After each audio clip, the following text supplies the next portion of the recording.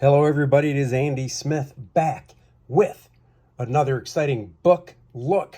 I am your host, your 33-year veteran of the comic book industry, and this is where I grab a book off my shelf and go through it with you guys. This week we're doing two sketchbooks, one a newer artist. I mean, he's been around for a while, but not as long as John Buscema was around. So we'll do his first. It is 8-eye Granoff illustration. I picked this up in, where was it? San Diego, I believe, some years back. Either that or I got it online. I don't remember. Let me zoom in a little bit here for this one. There we go.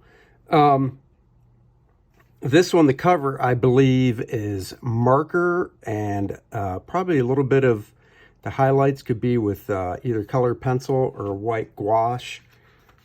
This is a square-bound book. Not super thick. Oh, it's signed, too. Look at that. Things You Forget. I dig his work. I mean, I like so many different styles of comic book art. As you can see, these really contrast 80s stuff. God, I hope I'm saying his name right. His work is more realistic, which I enjoy. But then the next one, John Buscema, totally stylized comic book stuff. Just love it. Here he's going through how he does an illustration. So that's probably why I got this, because I love seeing the process. So it's a sketchbook, little how-to book. So he starts with the concept, and you can see his thumbnails, and then he starts doing the development. He says, once a sketch is chosen, I do a tight layout in Photoshop, developing the forms and indicating some details. That's cool. Underpainting. So then he transfers the layout loosely onto watercolor board by either using a projector or graphite rubbing. I'm not worried about details, just overall positioning. Once the layout is transferred, I start rendering the drawing, first in pencil and then adding acrylic paint washes. In this case, I decided to do the shadow rendering in Payne's Gray to achieve a more dynamic transition from light to dark. So there you go. He's doing washes. So that very well is probably what this is then, and not Copics. Color. Once the grayscale is completed, I start adding color by layering acrylic washes and, airbrushing.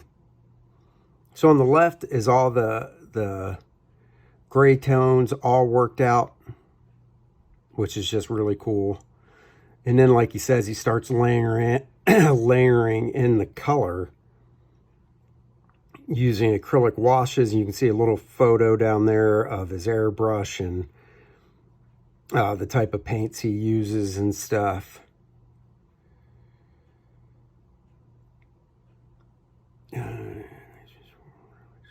He says, I start on the figure with the same approach, just a bit more care. He's using the same red color all over, but the Payne's Gray coming through is giving a nice transition from warmer highlights to cooler shadows. Which is true. A lot of this underpainting, you look at this, you're like, oh my God, that's such a huge amount of work. Well, let's just go in with color. Well, you set your values first, and you can use gray. Alex Ross kind of works this way. Or you could use burnt umber or sepia to do it. But you want to set your values. And then by doing that, when you tint over, you're really just tinting over top of it with the color. I wish there were more steps in this, I'll say that. Because once the overall colors are applied, I focus on adding reflection, lights, and highlights. Let's see. At this stage, I start working with opaque paint and colored pencils to sharpen the edges and refine the shapes. So there you go.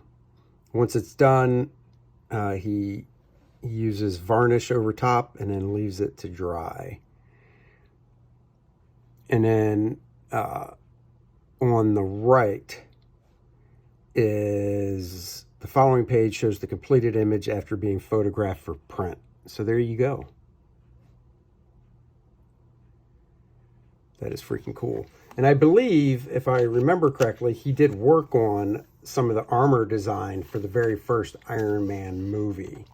And he did do, and I don't have it actually, he did do an Iron Man story that was obviously collected into a trade, Iron Man Extremis, I believe it was, that I think it was the third Iron Man movie they pulled some story stuff from, and it was in that same technique. Now here's some original stuff. Looks more like watercolors. So see, this book is kind of like a sketchbook as well. Oh, there you go. Look at that. So from the cover, you can see his initial layout, his gray tones, and then the final painting for it.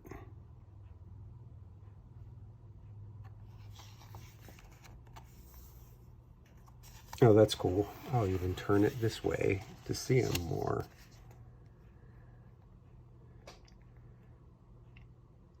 Nice. Don't know what these were for.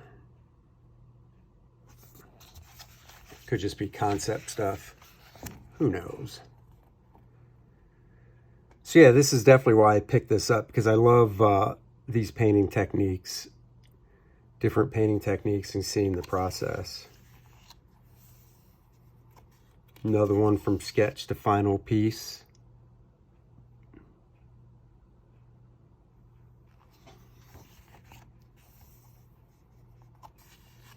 Looks like watercolors here.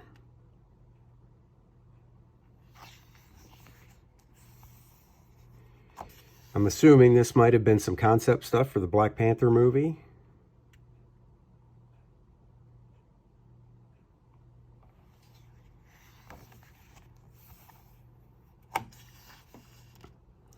This is cool, seeing kind of a before, seeing his gray tones that he did, and then washing over it with the color. So that's cool.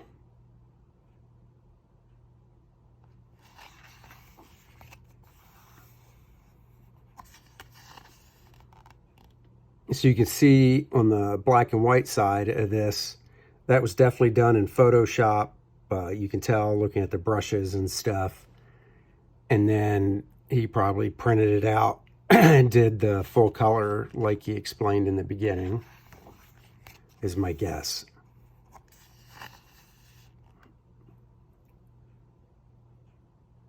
Is it me, or does that dude look like that almost looks like Scott Bakula a little bit on the left-hand side. Huh.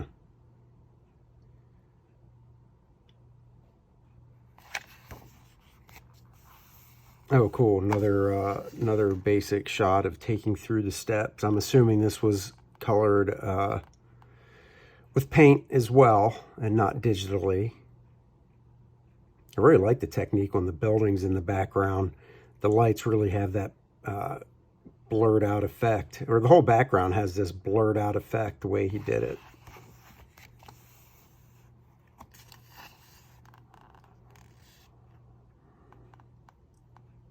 I actually like the little drawing at the bottom left that his like ink sketch. I actually really like that. I mean, I like the finish, but I think that ink sketch looks pretty cool.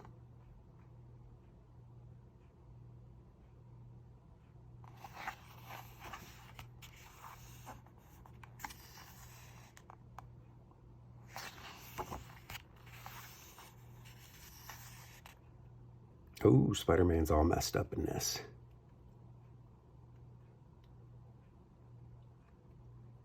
Very cool. And that is it. This is a very short little sketchbook. Is there a year on this? Our artwork copyright 2018. So there you go. So I probably did get this back then. I don't know. I think I got it in San Diego. 2019 was the last year I went to San Diego, so I think I got it there in 2018. Now, let me zoom back here. Now we'll get into a little Art of John Buscema. I got this book back when it came out. Volume 1, $3. This was probably, this and the Art of John Byrne were probably the first two sketchbooks I ever bought. Great wraparound cover. I don't know who did the coloring on this, but it is obviously back then. It's traditional color. Looks like there's some airbrushing in there and stuff. I don't know. I should try and find this image online and see if this was colored right over John's original black and white ink drawing, or if it was colored on like a photostat. One of the things I like, and I just think it's cool and it doesn't bother me, is you see this great big giant man back there, but then he was like, I don't need to deal with his legs and everything and where he fits in. I mean, that size, being crouched over, he probably drew it and maybe he was like, I'll put his leg. Oh, no, there's no room. Forget it. But it doesn't bother me at all. It really doesn't bother me. It keeps it kind of clear, because if he was drawn through back here, it could get cluttered. Great cover, drawing lots of characters he's known for. I will say his version of Spider-Man never really did much for me. I do like his Hulk, though. So let's go through this. This book is not that thick. Excuse me as I open it up. It's an interview with him as well. And this was put out by, I believe it was by, where is it?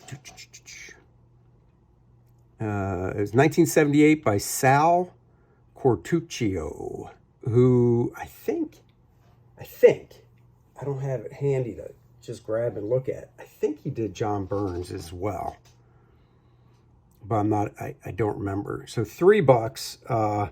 The cover, the illustration featuring all the characters John has done over the years, was done especially to commemorate this book. And they can offer a special limited edition print of the cover measuring 17 by 22, double page spread size, and is in full spectrum color. Send $2 plus $1 for postage and handling. I would love to know if somebody did that and got this or not. When I got this, I don't think I knew who Frank Frazetta was. Maybe I did. Man, I haven't looked at this in a while. That is so Frank Frazetta. Just love it. Love it. The cover coloring was by Steve Fassner. There's Big John. So this came out in 78. John was born in 26. So he was 52 years old when this came out. Wow. And I say that because I'm 54 right now, and I still look at this and just marvel, no pun intended, at how great the work is in this. And if this is a recent picture, he's 52 there. Wow. Just, that's crazy. Oh no, he was born in 1927. I thought it was 26. So 27. So he was 51 in that photo. Holy crap. So we've got a nice interview with him. When did he become interested in art? When did he get into comics? He did advertising stuff. I must have read this over and over when I got it. But I really just love looking at the drawings. Just love this. I do remember reading in here that John was not a fan of drawing superheroes. He loved drawing like Conan and that type of stuff. But superheroes is where what the majority of the industry is. So that's what he did. Do you think the Marvel style of synopsis, art, and dialogue is better than working straight from a script? Definitely. That's the best way to work. That's the only way to work. I will not work from a script. A lot of young writers at Marvel will give me a detailed outline script. I work with them once. I will not work with them again because I want something to work with. I don't want to be straight-jacketed into a corner and told how many panels I have to work with and what they're doing in each panel. I love the freedom that Marvel gives us with the synopsis. That's the best way. And that is how I started at Marvel as well Well, my first book, Quasar with Mark Grunwald, was with synopsis stuff, plot. This is 1978. Where do you see comics going? If they don't do something soon, it's going to go down the drain, as far as I'm concerned. I think I may be too close to it, but they had their golden days. They haven't changed. I think, if anything, they've deteriorated, except the Conan character. That's the only thing I think is really good, really interesting in comics today.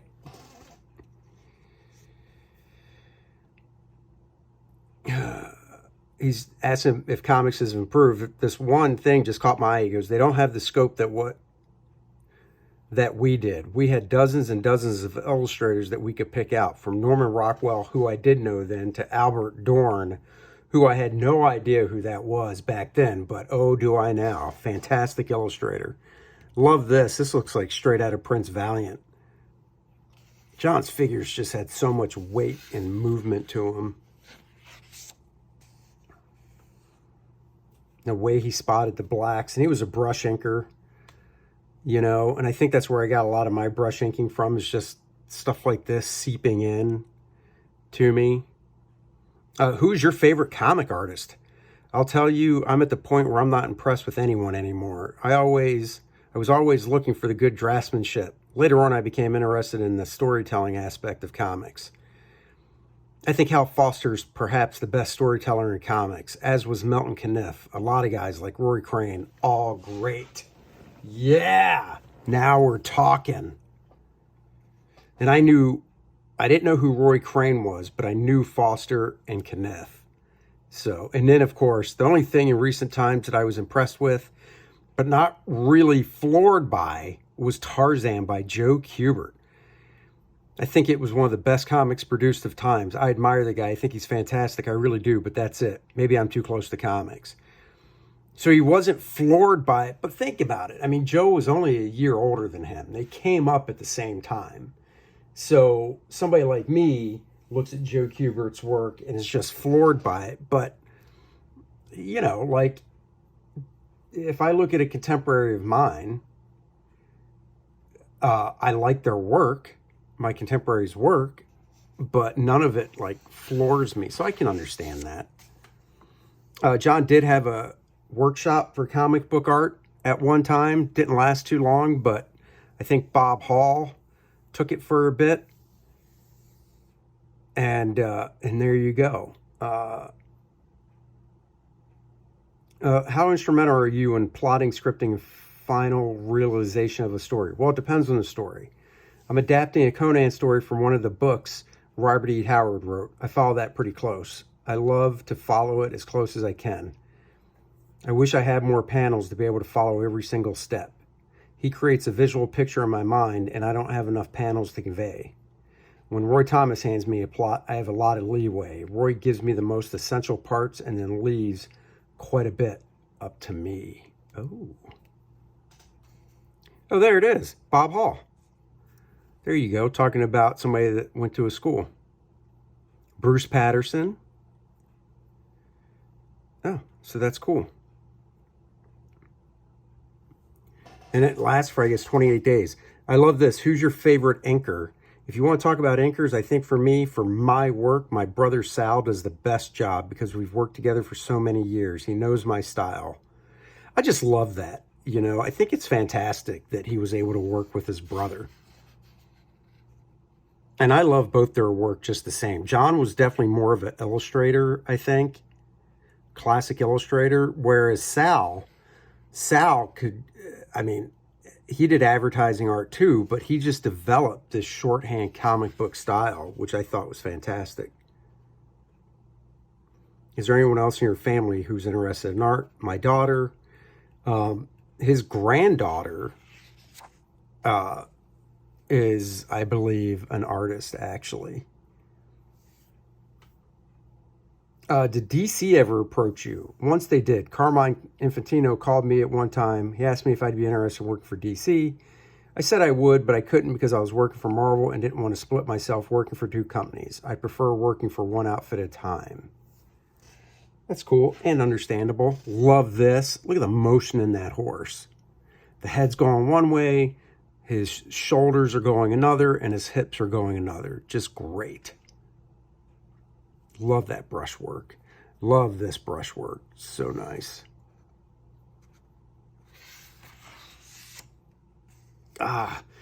Now, see, his Tarzan stuff, I believe, came out right, and it did. So Joe Kubert's Tarzan at DC didn't pick up with issue 1. It picked up with, I think, 207, because the Gold Key Dell Tarzan ended with 206.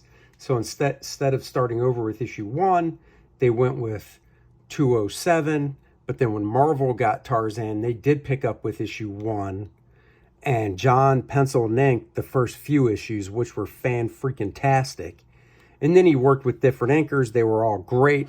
I love both runs of Tarzan. Tarzan is one of my favorites. Love the lighting on that horse.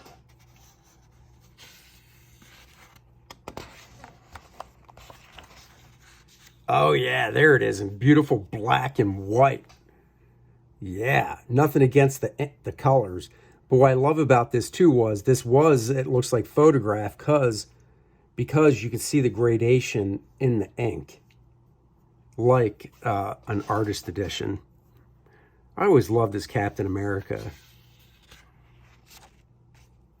As you can see, though, he loves the Barbarian Conan stuff. This book is filled with it. That's really cool. Could you imagine if he did a Sergeant Rock issue?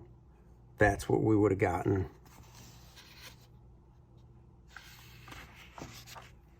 And then, oh, this is great. He did the Wizard of Oz tabloid, oversized edition. And I love this. How is it working on the Wizard of Oz? There's a funny story about that. I did that entire book from memory. There were no stills available from the movie, and all Marvel had given me were stills of Dorothy, the lion, scarecrow, etc. I'd seen the movie about 2 years before and several times before that and retained a good amount. If there were parts in the book that didn't look right, that's when my memory wasn't there. Roy had seen the movie prior to his writing of the script, and he'd call me up, and I would relate my versions of the movie, and Roy would correct me and tell me if it was out of sequence, and I'd say I was right about 95% of the time. There was no initial script from which you could work? No, there was nothing. I did the whole story on my own, which annoyed Roy. I have a fantastic memory visually. Visually, I can remember many details. If I see a movie and I like it 2 years later, I can remember it, every damn detail from beginning to end. Yeah, that is not a trait I share. I wish I did. Love these sketches. I have this. I highly recommend you getting it. It is, if you're a fan of John Buscema, you'll love it. And if you're a fan of the movie, you'll love it. This is great, just seeing the different variations in heads. Like I said, I had no idea how much he was. You can see like a Frazetta influence. You can definitely see a Hal Foster influence here. Love this lighting. He did eventually do some stuff for DC. He did, when Stan Lee reimagined the DC universe, he did draw the version of Superman, and he inked it, which I thought was cool. He actually did this Superman story with Gil Kane, and Kevin Nolan inked it, and it is gorgeous. And now I'm trying to remember the order of it. You guys can comment in the chat. He either John started drawing it and unfortunately passed away, and Gil Kane finished the book, or it's the other way around. Gil Kane started drawing it, and oh nope, I take it back. I do remember. John started drawing it first, and unfortunately passed away while he was drawing it, and Gil Kane had to come in and finish drawing the book. Kevin Nolan inked the whole thing, and I remember, and I even saw a sketch online, John was going to go from there, and it was, it was a Elseworlds type story, and he was going to move from there and do a Justice League story in the same, I guess you could say, universe. But he did do a Conan syndicated strip. He didn't do too much of it. I actually had the book, and I got to be honest, I wasn't that impressed with it, and I gave it to a friend of mine as a gift that I knew would enjoy it more than me.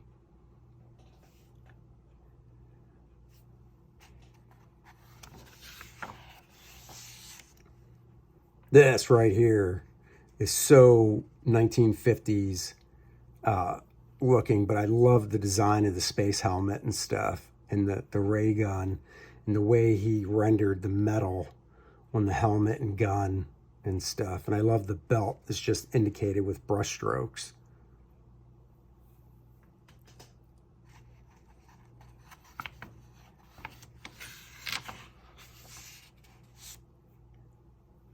Cool looking, I assume Tarzan sketch there.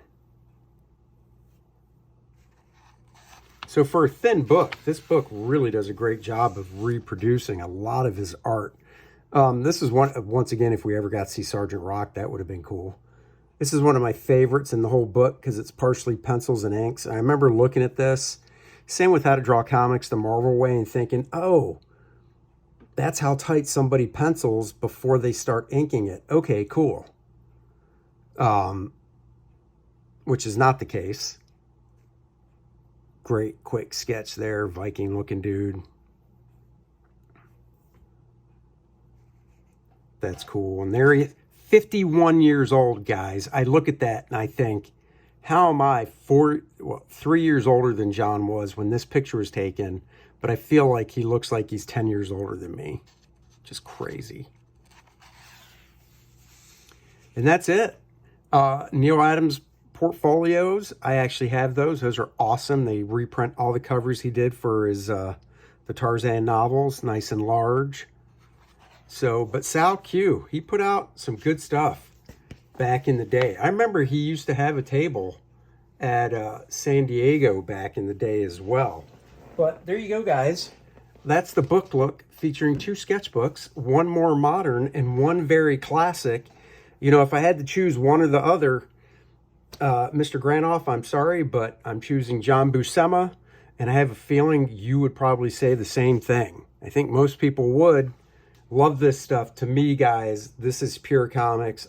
Like I said, I like Alex Ross. I like this. It brings a nice realism to comics, but man, right here, this to me is pure comics. Style, over the top, exaggeration, great stuff. Thank you for joining me. Like, subscribe, and share. Bye-bye, everybody. Hey, guys. Thank you again for joining me on this week's book look. I hope you enjoyed those 2 sketchbooks. I'll be back next week with another book look. I usually tease what it is, but look behind me. I've got tons of stuff. I'm going to pick something. You come back and see what it is. Also, guys, if you're fans of Conan, high fantasy adventure, Game of Thrones, magic and sorcery, check out KOR-DRATH, The Awakening. Guys, you are guaranteed to love it if you're fans of that stuff. We even have a role-playing game especially made for the graphic novel. Totally different story. Check that out. And going to the printer soon is KOR-DRATH, A Christmas Miracle. It is a children's book meant for early readers, kids learning how to read. KOR-DRATH and Adriana. I drew it in a very simple style, meant for kids, kind of like the DC books that I did about a decade ago. Links for both of those are in the description below. Thank you again. Like, subscribe, and please share these videos out, and let's spread the word about my channel. Bye-bye, everybody.